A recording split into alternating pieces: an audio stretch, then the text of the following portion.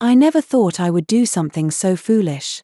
But here I am, sitting alone in my small apartment, the kind where the walls seem too thin and the air feels heavier than it should. I can still remember the exact day it all began, though I wish I could forget it forever. It was the day my husband, my military husband, was sent on service. He had been in the army for over 10 years. I had learned to live with the long periods of waiting, the constant uncertainty, and the loneliness that came with loving a man who chose duty over home. I always told myself that I understood it, that I accepted it. And for the most part, I did. I would watch him leave, salute, and march away, and I would wave, holding back tears until he disappeared from view. That day was no different. I woke up early, even before the sun had fully risen. His uniform lay neatly folded on the chair, the way he always left it for me. I could smell the faint scent of his cologne mixed with the crispness of the clean fabric. I wanted to touch it, to feel him one last time, but I restrained myself. I had promised myself that I would be strong. I had promised him. When he came into the kitchen for breakfast, he looked tired, but there was that spark in his eyes that I had always loved. He smiled at me, and I felt my chest tighten. "I'll be gone for a month," he said. "I want you to stay safe and take care of yourself." "I will," I replied, forcing a smile. I wanted to hug him and never let go, but I didn't. Instead, I poured him coffee, his favorite, and tried to ignore the knot in my stomach. I had always been proud of him, proud of his strength and courage, but that morning, I felt a strange emptiness. A part of me resented him for leaving, even though I knew I shouldn't. He left with a hug that lingered longer than usual. I watched from the window as he got into the car and drove away, my heart heavy and my mind restless. The apartment felt different without him. Quieter. Colder. I tried to busy myself with chores, cleaning, and organizing, but nothing seemed to fill the space he left behind. It was then that I saw him. I can't believe I'm admitting this, but I saw him.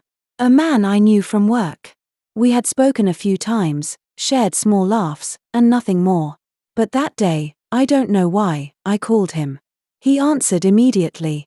His voice was warm, familiar, and it felt like a comfort I hadn't realized I was craving. We met at a cafe downtown. I told myself it was innocent, that I just needed someone to talk to. But as we sat there, drinking coffee and laughing softly, I felt something awaken inside me, a feeling I hadn't allowed myself to feel in years. Someone who didn't demand my time, who didn't leave for months, someone who just listened. One conversation led to another. The cafe became a daily meeting point. I told him about my loneliness, my fears, and the struggle of living with a husband who was always away. He listened patiently, never judging, always encouraging. I knew it was wrong, but I didn't stop. I couldn't. Weeks passed, and my husband was still away. Every day, I felt guilty. I tried to call him, to write him letters that I never sent, to remind myself of my vows. But the void inside me was growing, and I found myself running back to the comfort of someone who was present. I still remember the exact moment I realized I had crossed a line I could never come back from. We were walking through a park one evening, and he took my hand. It was such a small gesture, but it made me feel alive in a way I hadn't felt in years. I looked at him, really looked at him, and for the first time in a long time, I felt a connection that scared me. That night, I stayed up thinking. I thought about my husband, about the man who had given his life to serve his country, who had trusted me, and who loved me with everything he had. And I thought about the choices I had made, the betrayal that I couldn't take back. I tried to stop. I really did. But every time I saw him, I felt weak. Every time he smiled, every time he laughed, I felt like I was drowning in something I couldn't control. I knew it was wrong. I knew it would destroy everything I had built. But at the time, it felt like the only thing that made sense. When my husband finally came back, I was terrified. I wanted to confess, to tell him everything, but I was also scared that the truth would break him, break us. So I lied. I told him I missed him terribly, that the days were long, that I had been lonely, and he believed me. How could he not? He had always trusted me. He had always believed in me. For weeks, I lived a double life. I smiled at him, cooked his favorite meals, and listened to his stories from service. But inside, I was haunted by the choices I had made. Every time he looked at me with those trusting eyes, I felt like I was drowning. The guilt was suffocating, a constant reminder of my weakness and my foolishness. One evening, as we sat together on the porch, watching the sunset, I realized that I couldn't live like this anymore. I couldn't continue lying, pretending, and hiding from the truth. My husband deserved honesty, even if it meant losing him. I deserved to face the consequences of my actions. I took a deep breath, my hands trembling, and looked into his eyes. "I need to tell you something," I said, my voice barely above a whisper. He turned to me, concern written all over his face. I've made a mistake. A big mistake." He was silent for a long time, and I could feel my heart breaking with every second. I wanted to run, to escape, but I stayed. I owed him that much. I was lonely while you were away," I continued. "And I did something I shouldn't have done. I betrayed your trust." Tears welled up in my eyes, and I saw something change in him. Pain. Confusion. Hurt. But also something else, something I couldn't name. "Why?" he asked simply. No anger, no yelling, just a quiet, almost defeated, question. "I don't know," I whispered. I felt lost. I didn't know how to cope. But it was wrong. "I know that now." He didn't respond for a while.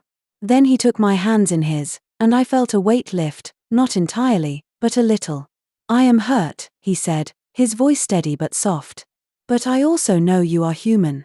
We all make mistakes.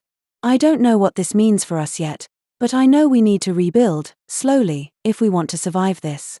It wasn't the ending I wanted, and it wasn't the ending I expected.